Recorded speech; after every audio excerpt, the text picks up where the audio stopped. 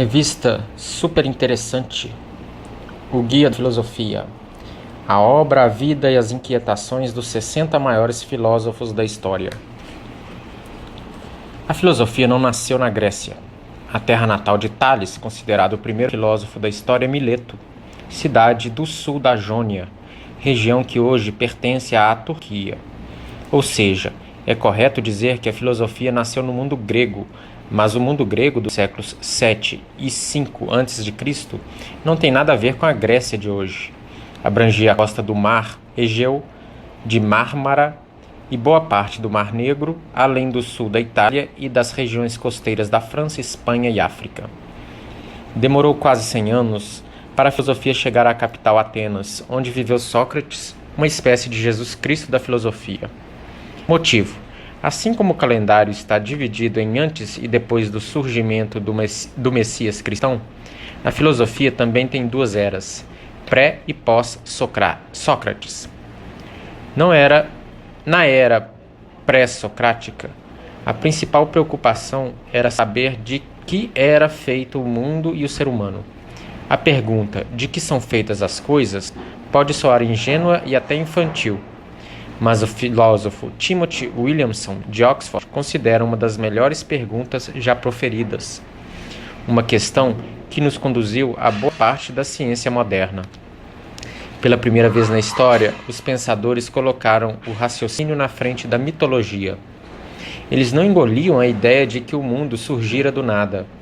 Nada vem do nada e nada volta ao nada. Era uma premissa básica para os pré-socráticos, o que significava dizer que o mundo é uma eterna reciclagem, tudo se transforma sem jamais desaparecer. Eles tinham até uma palavra para esse mundo perene, physis, do verbo grego fazer surgir. Physis era a origem de todos os seres e coisas mortais do mundo, que estão em permanente transformação. O café quente esfria, o inverno vira primavera, o longe fica perto se formos até ele. A criança cresce e vira um adulto. A natureza está em constante transformação, mas isso não quer dizer que ela é caótica. As mudanças seguem uma lógica determinada pela physis. Mas afinal, o que era a physis? Cada pensador achava que era uma coisa. Tales afirmava que o princípio era a água ou o úmido. Anaximandro, o infinito.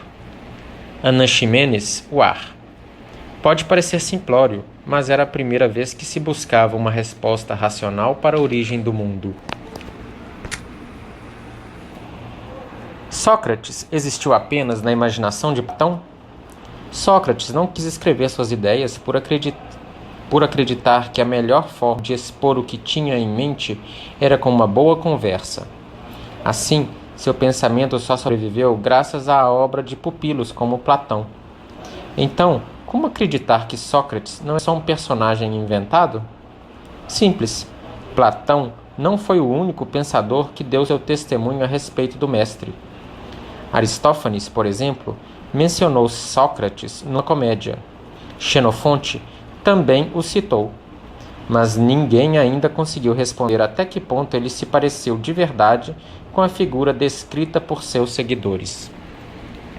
Platão teve um amor platônico? Sim, Platão era um apaixonado, mas seu amor era a filosofia. Mas é bom esclarecer que a expressão amor platônico sofreu uma distorção com o passar do tempo. Hoje se usa o termo para um amor não realizado, idealizado, à distância, mas não é bem isso que Platão quis dizer. O conceito foi apropriado pelo cristianismo, o que pode explicar por que o ato sexual saiu da jugada. Verdade seja dita, nada mais antigrego do que um amor sem sexo. Platão fala em amor ao belo, e não se refere apenas ao amor entre duas pessoas, como o termo está associado hoje. Platônico era o amor pelo país, pela justiça, pelos ideais éticos, pelo que for. O filósofo falava em conciliar os muitos amores. Amar é o que nos leva a conhecer a essência das coisas, as formas puras que Platão acreditava existir no mundo das ideias, ao qual seria possível ascender por meio do intelecto. Ou seja, amor platônico é aquele que nos impulsiona a ir além do sensível, a elevar a alma em busca da verdade. Por isso que, para Platão, o filósofo é um apaixonado. É verdade que Santo Agostinho nunca foi santo? Senhor, faça-me casto e celibatário, mas não agora, pediu o jovem, olhando para os céus após conhecer a rotina dos eremitas que estudavam a palavra divina. Depois ele viraria bispo e até santo. Mas, por quase metade de sua vida, Agostinho de Hipona foi um homem determinado a aproveitar o máximo de prazeres possíveis, inclusive os carnais, como a frase sugere. Esta e outras revelações aparecem nas Confissões, seu livro autobiográfico. Agostinho só se converteu ao cristianismo aos 32 anos, quando passou a ter uma vida mais sóbria. Até ali, frequentou festas, manteve um longo relacionamento com uma amante e teve um filho bastardo chamado Adeodato. Marx era um burguês? Mesmo tendo escrito para os trabalhadores braçais, Karl Marx não vivia a rotina dos que passavam horas dentro de uma fábrica. Não ter sido um proletário significa necessariamente ser um burguês? Não, na visão do próprio Marx. Para o pensador, o burguês é o detentor dos meios de produção, quem produz dentro da lógica capitalista. Marx não poderia estar mais longe dessa realidade. Sobrevivia apenas com os rendimentos minguados de jornalista e sempre precisou de empréstimos e da ajuda de Friedrich Engels, o filósofo, cientista social e coautor de O Manifesto Comunista, que deu apoio financeiro para o amigo Karl pesquisar e terminar O Capital. É verdade que Nietzsche inspirou ideias nazistas? Quando Nietzsche morreu em 1900, todas as obras que havia escrito ficaram em poder da irmã, Elisabeth. Ela não apenas compactuava com o nacionalismo alemão, como havia se casado com um antissemita fanático. Elizabeth viveu até 1935, quando Adolf Hitler estava no auge da popularidade, e passou a publicar apenas trechos esparsos do trabalho do irmão que pareciam justificar o nazismo. Fora do contexto, alguns escritos do pensador foram usados na Alemanha para enaltecer visões sobre a existência de uma raça dominante. No entanto, a maioria dos estudiosos que vieram depois concorda que Nietzsche abominava o antissemitismo, nunca defendeu a supremacia racial e dificilmente concordaria em trabalhar a favor do regime nazista.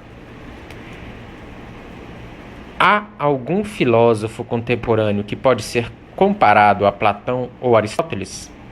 É difícil fazer essa comparação considerando o critério de alcance da obra da dupla. Nesse quesito, ninguém bate Platão e Aristóteles, cujas obras são debatidas há 2.500 anos. Seja como for, é impossível que qualquer filósofo contemporâneo venha a ter o mesmo impacto que os gregos. A principal razão é que, na antiguidade clássica, a filosofia era a mãe dos saberes, ou seja, versava sobre tudo, da política à biologia, passando pela física, a geometria, a lógica, a ética, a estética, a matemática, e o que mais você quiser acrescentar aqui. Platão e Aristóteles fizeram contribuições sobre tudo isso, especialmente Aristóteles. Hoje, após a especialização das ciências, a filosofia se tornou um campo bem mais limitado, e boa parte do trabalho da filosofia é o estudo da própria filosofia.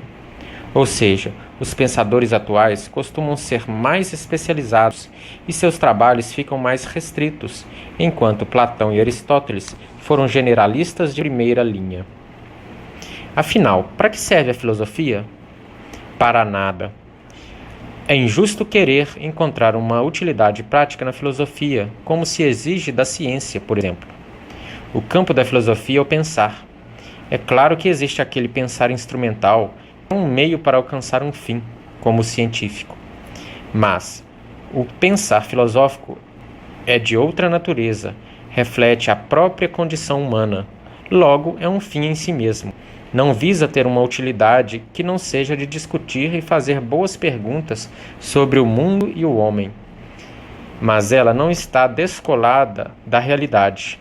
As bases da divisão de poderes na política, executivo, legislativo e judiciário, foram propostas por um filósofo, por exemplo.